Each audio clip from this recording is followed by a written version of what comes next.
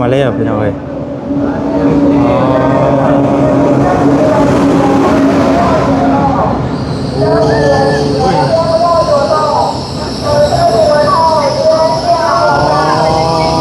เนาะ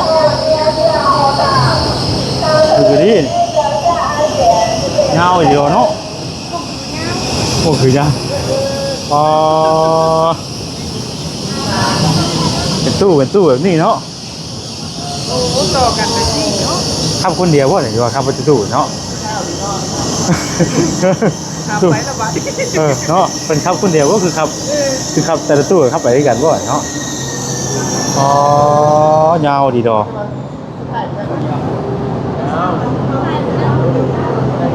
มันหลายตู้เพิ่นโอ้หลายตู้นับบ่ทันหน่อยเนาะนับบ่ทันถ้าเราเห็นช่วงตื่นเต้นนะโอ้ยังบ่ได้ชุดได้หะยังมาเลยๆได้หะยาวตื่นยังมาเลยๆอีกเรื่อยจะมาหลงตรงนั่งอยู่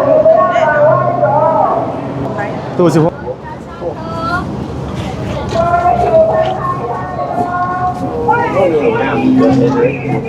มีห้องน้ำเลยพี่น้องเนาะ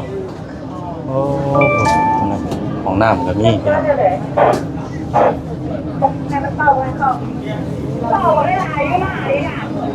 พี่น้องเนาะ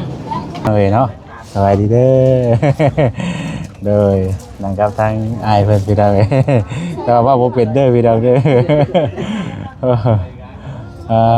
เธอเนาะนั่งรถกำลังนั่งขี่รถกำลัง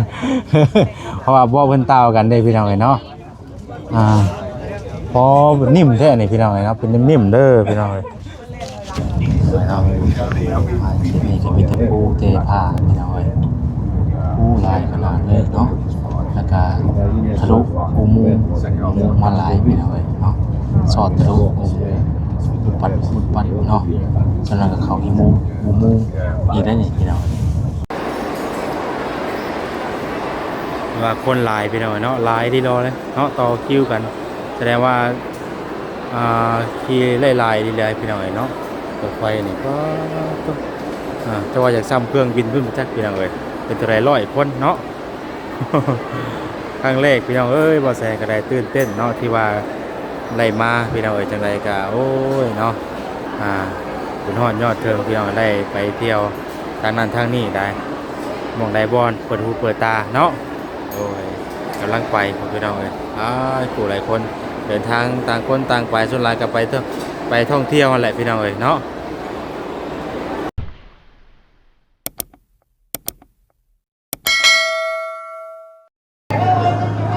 ใช่บ่ครับนำตะกั่วเนาะเฮ้เอาโอเคเดินทางปลอดภัยเดินทางปลอดภัยโอ้บ่ได้ไปทำการซ้ำเนาะ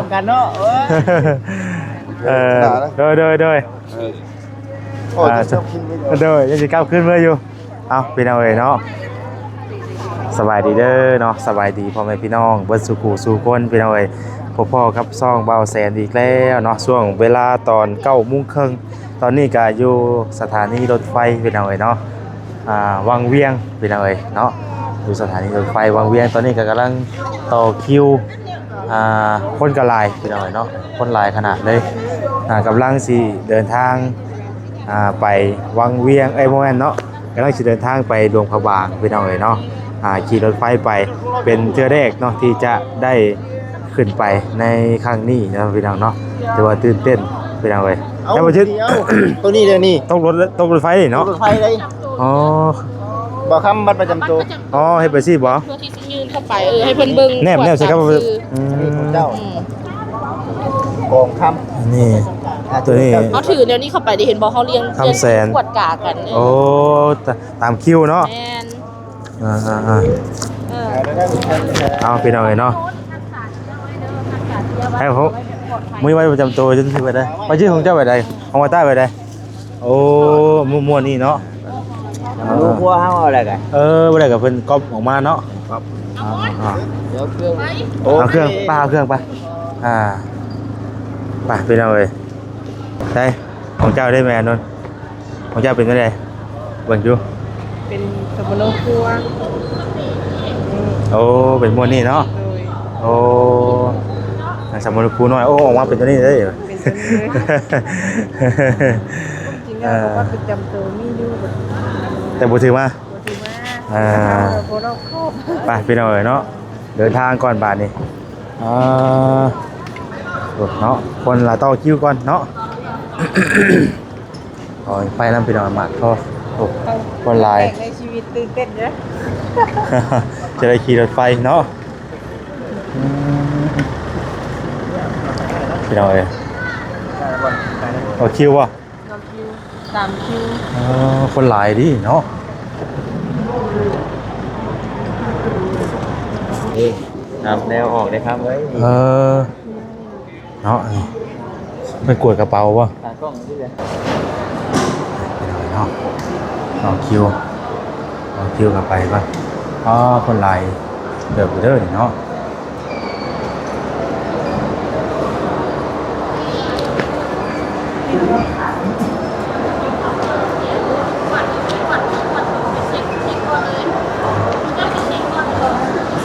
ได้แล้วพี่น้อง มีอย่างนี้เนาะ ฮะมีห้ากับปอนเขาแล้วเอากระเป๋าไพ่กับขวดด้วยกัน ไปเลยเนาะ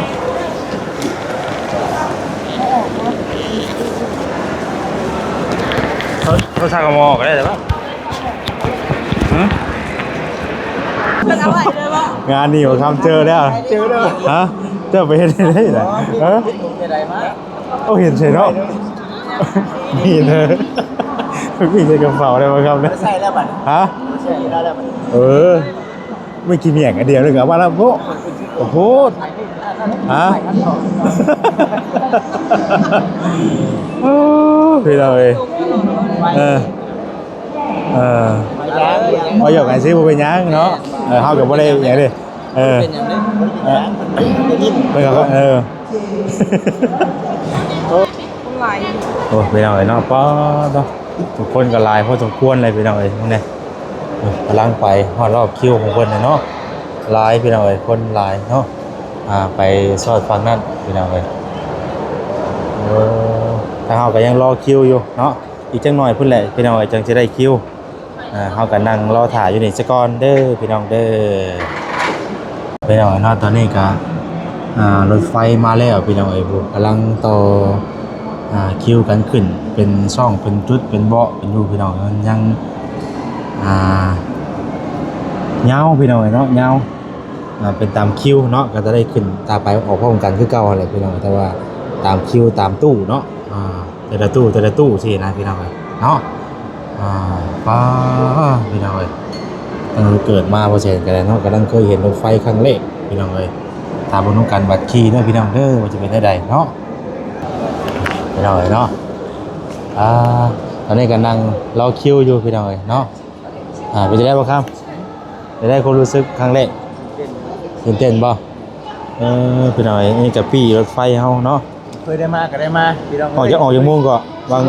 วังเวียงหลวงพ่อบางวังเวียงหลวงพ่อให้ เด้มาเห็นบ่นาที ใช้หน้าที่ใช้ จะพูดว่าบนนางจมอยู่เลยเรื่องยังบนนะ บอนนั่ง มันสิหาบอนนั่ง เป็นภาษาอังกฤษเด้อนี่เด้อ บ่แม่ สิหาบอนนั่งกับ ตู้เบอร์อันว่าภาษาจีนภาษาอังกฤษพร้อม นี่ภาษาลาวนี่ก็มี ภาษาจีนมัน เบอร์ยัง ตู้เบอร์16บอนนั่งโอ้มีเบอร์ข้างในเนาะ เช่นไปนั่งมั่วซั่วบ่ได้เจ้า กันเลย โอ้เพิ่นก็สิจ่ายแจงให้แล้วบ่ได้เนาะค่าปีผู้ใหญ่นี่แม่น218,000กีบเนาะให้เบิ่งก่อนวังเวียงหาดงพะบางพี่น้องเนาะ258,000กีบพี่น้องเนาะประมาณนี้พี่น้องอันนี้ปีอันรถไฟเด้อพี่น้องเด้อเนาะถ้าว่าผู้ใดจะขี่รถไฟน่ะให้เตรียมบัตรประชาชนหรือว่าบัตรประจำตัวเด้อพี่น้องเด้อเนาะบัตรประจำตัวถ้าว่าผู้ใดบ่มีบัตรประจำตัวก็เอาสมุดครัวได้นะพี่น้องเนาะมีสมุดครัวสามารถจอง ปีรถไฟได้พี่น้องเอ้ยถ้าว่าบ่มีตัวนี้ก็ถือว่านั่งรถไฟบ่ได้เนาะประมาณนั้นพี่น้องเอ้ย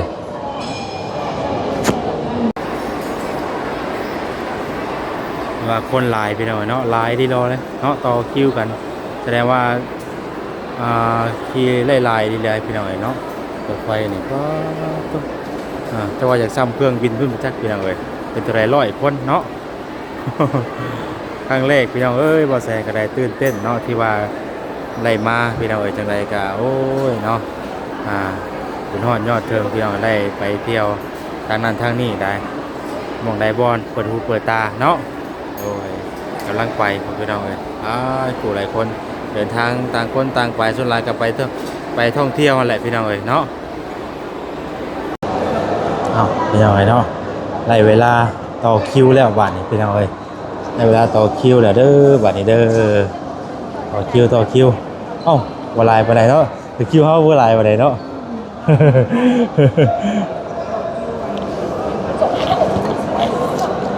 บัตรก่อนพี่น้อง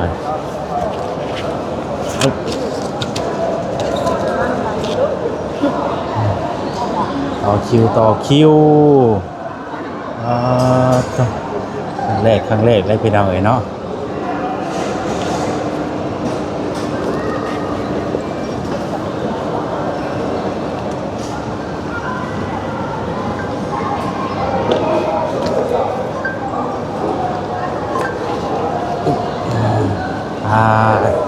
โอ้มาฟังนี้แล้วพี่น้องเอ้ยโตตรวจไปเลยหวานพอโตมาฟังนี้เป็นคนหลายเนาะจริงเนาะฮะเป็นคนหลายว่ะพี่น้องเอ้ยเป็นเมืองแห่งท่องเที่ยวดีเนาะพี่น้องเอ้ยเนาะ เป็นเมืองหลวงเมืองแห่งท่องเที่ยวดีอันนี้น่าว่าจิตเป็นเมืองหลวงเมืองแห่งท่องเที่ยวดีรอบอ่ะอันมาที่ไหนคือพวกนี้มาไปเวียกไปงานไหนไปเที่ยวได้ดินะกันมาแถวนี้เลยอาชีพอะไรกันไปมาแล้วว่าจิตต่อคิวพี่น้องเลยเมืองแห่งท่องเที่ยว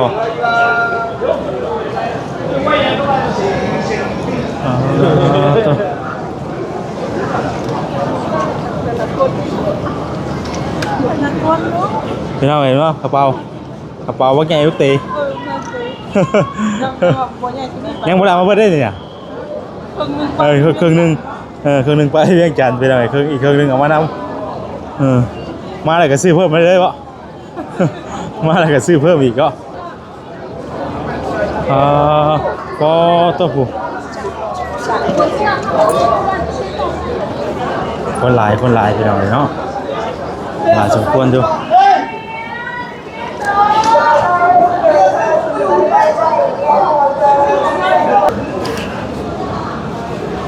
ไปพี่น้อง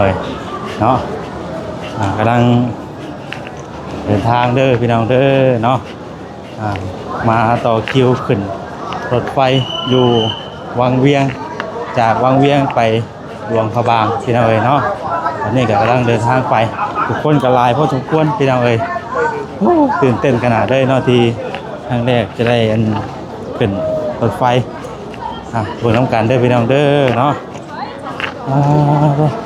คนหลายพี่น้องนี่เนาะคนหลายพอสมควรเลยโอ้ย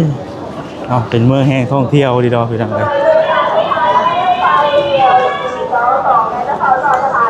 บนน้ำกัน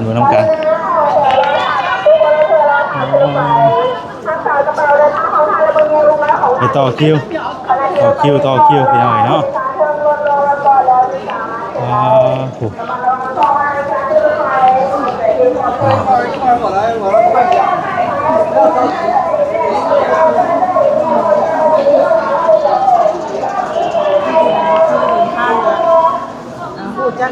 เอาพี่น้องตอนนี้ยืนข้างหน้ายืนข้างหน้าอุ้ยใกล้แล้วว่าได้ อ๋อพี่น้องรถไฟมาแล้วพี่น้องเอ้ยอ๋อ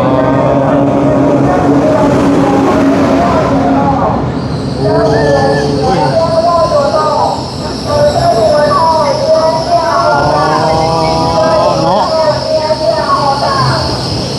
ดูดิเงาอีกเดียวเนาะโอ้คือจ้ะอ๋อเป็นตู้แบบนี้เนาะ โอ้ต่อกันเลยสิเนาะ ขับคนเดียวว่าหรือว่าขับประตูเนาะ ทำไว้ละบาด เนาะเป็นขับคนเดียวก็คือขับแต่ละตู้ขับไปด้วยกันบ่เนาะอ๋อยาวดีดอ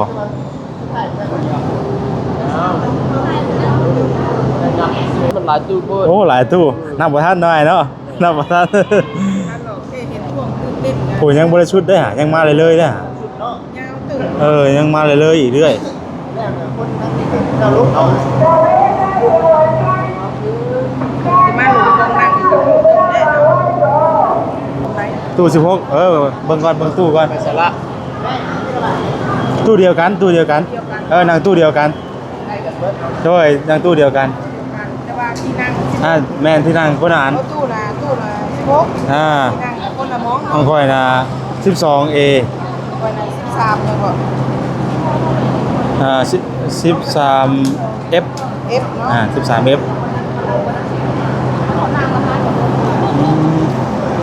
เป็นรถไฟครั้งแรกเด้อพี่น้องเด้อเอาพี่น้องเอ้ยเนาะเตรียมขึ้นรถพี่น้องเอ้ย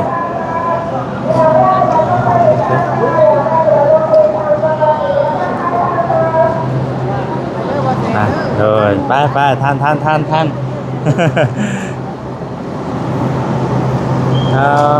ต้องไปหน่อยรถไฟอันนี้เพราะรถไฟพี่น้อยเนาะพักแน่ทีเดียว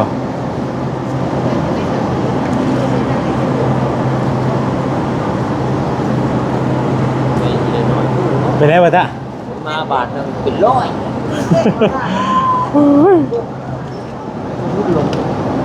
โอ้มึงเนี่ยยาวดีเนาะ เจ้าระเบิดเลยว ะจ๊ะเพิ่นขับจะคนหนึ่งวะจ๊ะขับคนเดียววะ เอ๊ะ มันขับคนเดียววะครับ คนเดียวเลย เฮ้ยไงเอาไม่ใช่ป่ะใช่ระบบเอาวะ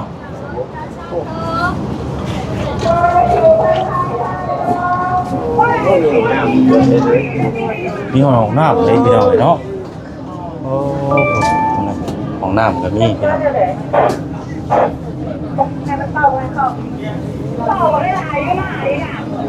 พี่น้องพี่น้องเนาะเข้ามาฮอนในแล้วพี่น้อง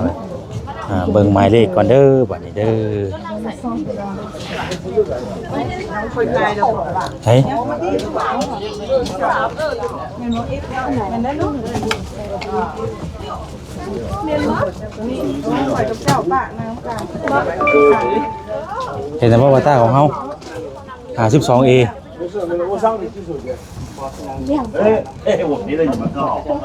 ใช่ฮะเบิ่งไว้ได้เบิ่งไว้ได้นี่เฮ้ยฮะ เลขเทิงนี่ อ๋อสิเทิงพวก 12A 2A บ่เฮ้ยตัวนี้ก็อยู่ที่เด่น ซีซีนี่ นี่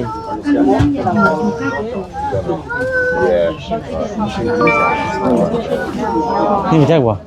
นี่บ่แม่นบ่นี่12A แม่นบ่ตัวนี้บ่ ตัวไหน12 12A นั่งนี่ อ๋อ กระเป๋าเฮา ขึ้นเอากระเป๋าออกขึ้นถึง อ๋อโดยขึ้นเทิงนี่เลยบ่ขึ้นเทิงนี่ได้บ่ต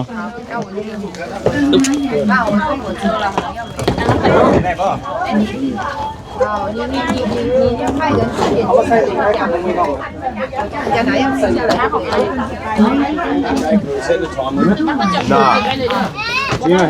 หัวนะ You can turn it all the way up. โอเคไปได้ค่ะเจ้าก็ไปมองเจ้านั่ง อันนี้ก็เอามาพี่จะได้บอลได้ว่าง เด้อเด้อ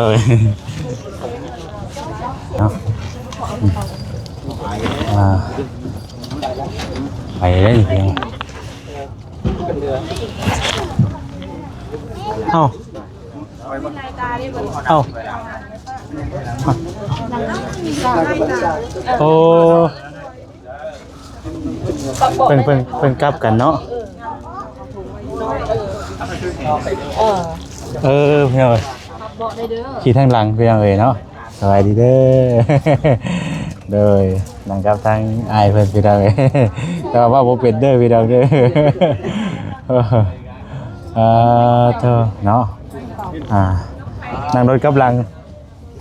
นั่งขี่รถกับหลัง เพราะว่าบ่เพิ่นตาวกันเด้พี่น้องเอ้ยเนาะพอนิ่มแท้นี่พี่น้องเอ้ยเนาะเป็นนิ่มๆเด้อพี่น้องเอ้ยบ่แม่นเล่นถอยหลังบ่เพิ่นตาวกันเด้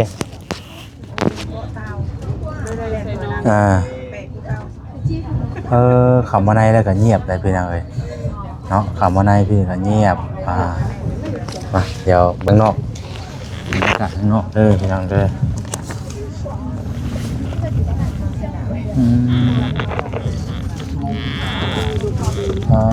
ตัวนี่บรรยากาศอยู่ทางนอกพี่น้องเอ้ยโอ้อันนี้มันยังเนาะมันโถงยังโอ้ตัว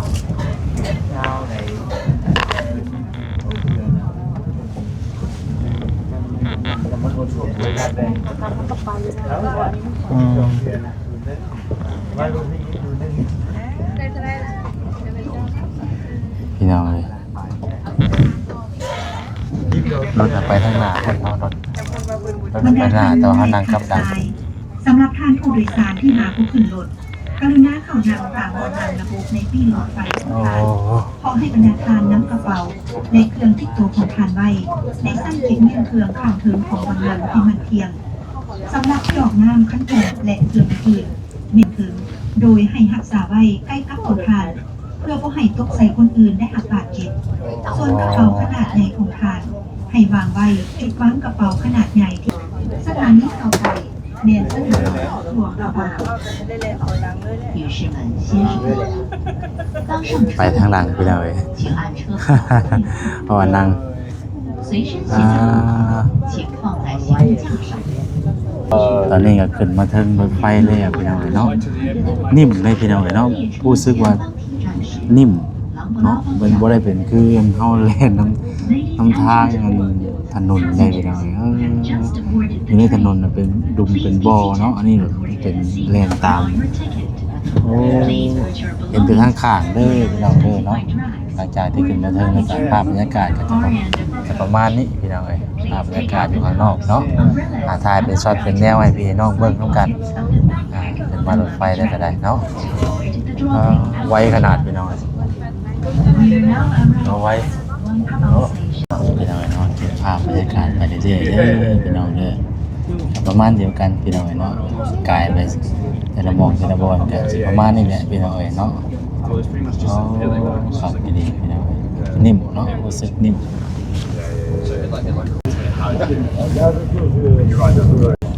เราที่นี่ก็มีแต่ปูเตผ้าพี่น้องปูลายขนาดเลยเนาะแล้วก็ทะลุอุโมงค์มาหลายพี่น้องเนาะสอดทะลุอุโมงค์ปุดปัดเนาะฉะนั้นก็เขาอุโมงค์อีกได้นี่พี่น้องเนาะตอนนี้ก็เป็นประกาศว่าจะฮอดแล้วพี่น้องเนาะ ปะเขาเจ้าถูกก่อนรถ โดยพี่น้องเนาะตอนนี้ก็ฮอดแล้วพี่น้องเนาะไวขนาดเลย ซาปะเขาเจ้า นั่ ถู ง กก่ แป๊ อน บ รถ เดียวพี่น้องเนาะฮอด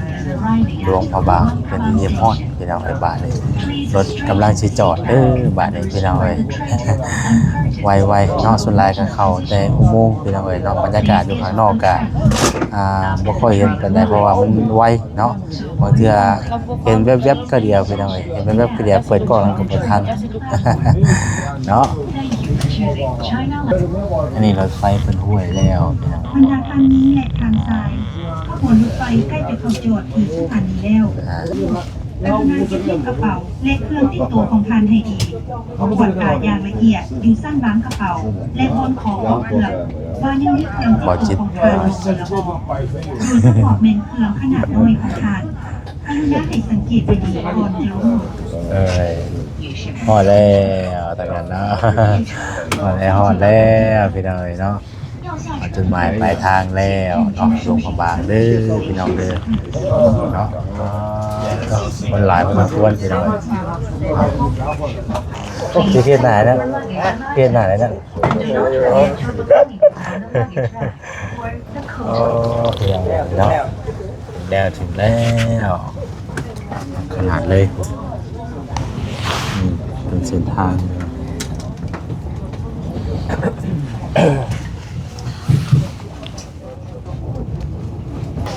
คือว่าทางจะมีหลายแยกเติบได้พี่น้องเนาะอ๋อเราชมว่ารถไฟนี่พี่น้องมีแต่เสาไฟเต็มตามรอบข้างเนาะ That's why. Yeah. วันขณะที่ก้าวลงจากรถสำหรับผู้โดยสารที่ยังบ่พอสถานีเป้าหมายกรุณาติดตามฟังการ มาเลยพี่น้องเลยลงแล้วบาดนี้เนาะฮอดแล้วจุดหมายปลายทางแล้วตัวหนึงกันลายพอสมควรพี่น้องเลยฮะผู้คากี่ดีนิ่มคักเนาะโอ้จูตรวจคากี่ดีฮะบ่คือเฮาขี่ยันทางเนาะคนละเรื่องกันเลยโอ้ช่วยไปเลยเนาะว่าเอาครับพี่น้องเลยเนาะแบบนี้ขี่รถไฟเนาะ บ่ได้พูดบ่คือได้เฮาอันขี่มันเนาะขี่นำมันตลอดทางพี่น้องอึ๊บพี่น้องเลยหอดแล้ว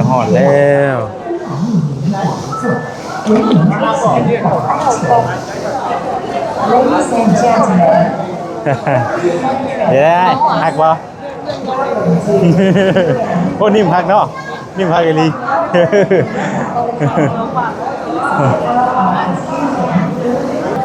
เดี๋ยวได้แต่ละคนประชิดนิ่มบ่นิ่มหักเนาะนิ่มได้ว่ะกูนี่คือขี่ทางบ้านเฮาจังดิเนาะว้าตรวจไปเลยพี่น้องเลยโอ้คักลายเขาได้เบิ่งก่อนอันนี้เป็นถอยหลังครับพี่เอาบางเทื่อกับหลังกันดิจ้ะเอามือก็เยอะแต่มือบางเทื่อนั่งกับหลังอีกได้จ้ะโอ้บ่ได้นะว่าเขาบางเทื่อนั่งกับหลังอีกเลยจ้ะเจอเมนเพิ่นว่าขี่รถแบบว่าชั่วโมงละ8มันนี่แบบประมาณ40ปลายดิที่แท้รถไปไว้ใดรถน่ะบ่ได้โอ้บ่จิตเอาอยู่ในเนาะบางเทื่อก็มันโอ้เพิ่นมีวิธีของเพิ่นที่แท้รถบ่ได้ซ่าใดรถน่ะ ที่เบิ่งอยู่ใน8โมงอยู่โอ้ขี่นี่คือเดียวเนาะโอ้ยได้เนาะเอามันเข้าแต่อุโมงค์นึงกูมันเป็นกระจกอันตัดผมไว้โอ้ยเพิ่นยันเฮามีตาเพิ่นเป็นกระจกเพิ่นน่ะมันเป็นกระจกตัดผมไว้โอ้ยบ่ได้คือได้อ่ะแม่นเพิ่นสิบ่ง่ายกับเพิ่นสิบาดาลให้มันเป็นโอเคนะคิดว่าเพิ่นเข้าคิวยังลุยบ่เคยไว้เฮ็ดเรื่องนอกเนาะโอ้คนละเรื่องกันเลยว่าตามันไวดีได้เป็นกระจกตัดคมไว้พร้อมไว้เฮาไล่ตาดิให้คิดเบิ่งว่าเฮาเห็นอันว่าเป้าหมายสิท้ายเปิดกล้องบ่ทันบ่เปิดกล้องบ่ทันน่ะไปทำไรล่ะจุ่มเห็นหมองสีงามแบบเปิดกล้องนำบ่ทันเนาะตัวเป็นยังไงแน่ดีดอก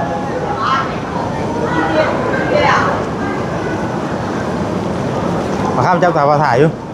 ไอ้สิเข้ากล้องอีกก่อนไปเป็นยังไงไป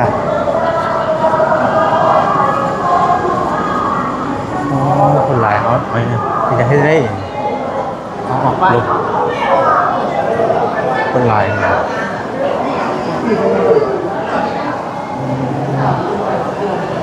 ในคนหลายดีร้อน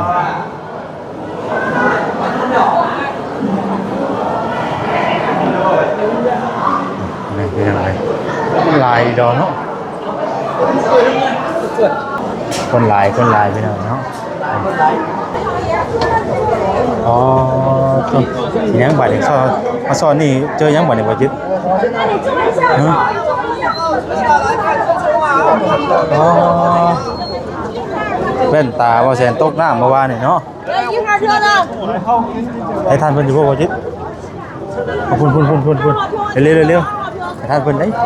คนหลายยังเอาเลย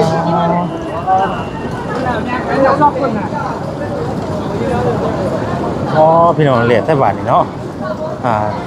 เรือปีนเมื่อวานนี่โดดเป็นตาเฮียพี่น้องเป็นตาตกน้ำเลยอ๋อรถตู้ลายอะไรเนี่ยอ๋อขนาดดีๆพี่น้องเลยเนาะ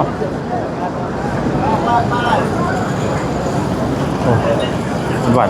เนาะคนจะลายเลยพี่น้องลายดีเนาะหลวงพระบางดีๆพี่น้องเลยเนาะนี่อยู่ตัวหนาหลวงพระบางพี่น้องเลยสถานีหลวงพระบางโอ้ไม่ต่อก็ที่ตอนแรกโอ้ตัวโอ้โดยอ๋อน้อนี่น้องกระปุกกระเป๋า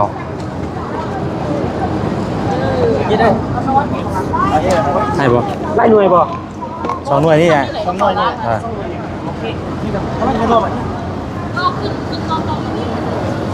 อ๋อไป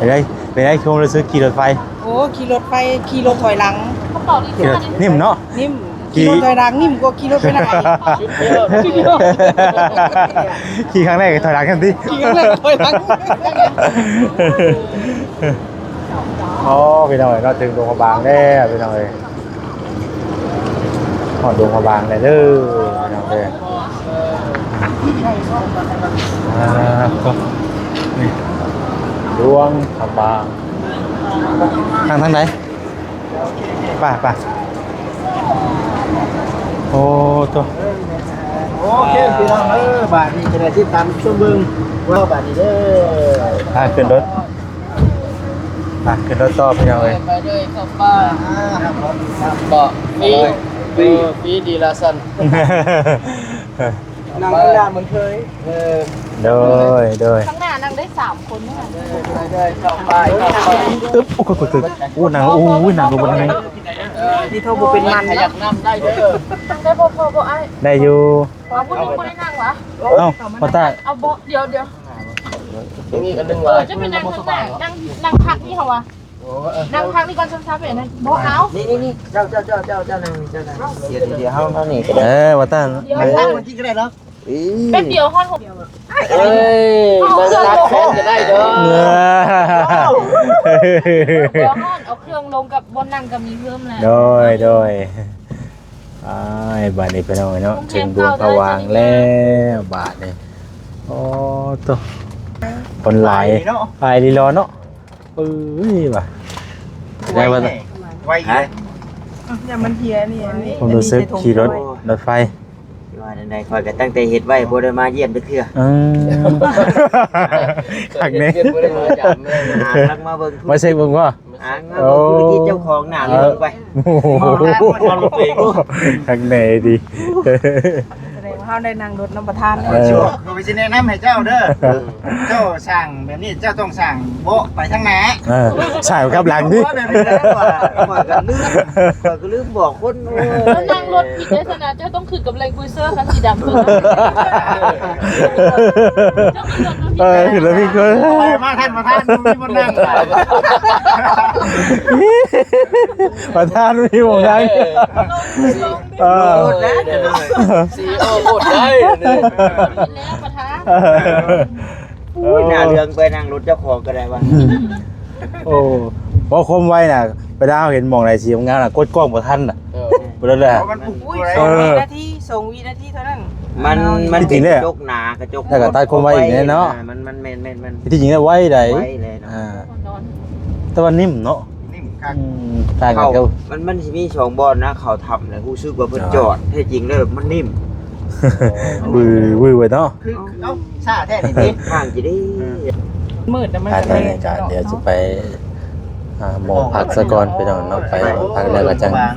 ติดตามเบิ่งว่าสิไปทางไหนแน่เด้อพี่น้องเด้อเนาะ ได้